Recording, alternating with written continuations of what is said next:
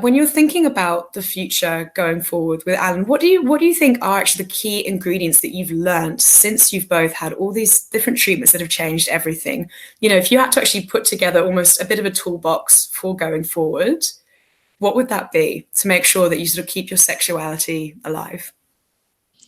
I think one of the key factors would be to keep your communication open at all times. Like, for instance, when I was going through the stage where I was having sex with Alan and it was hurting me and I wasn't telling him, that was not helpful.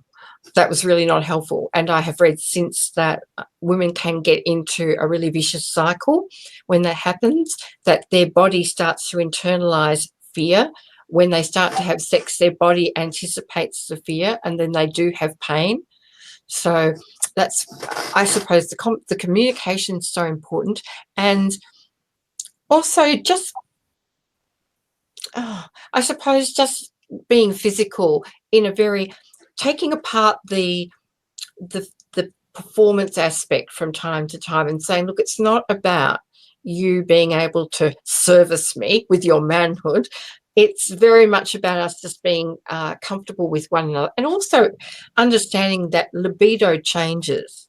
And I wanted to also make a point for people who don't understand why all of a sudden their libido may have gone into some sort of free fall. Obviously, there's things like being tired, being sick, being cranky, whatever. I take a medication which affects my libido. It basically completely kills my libido, and it means that I no longer have orgasms. So I just have to put that to one side and focus on other aspects of sex that I get enjoyment from.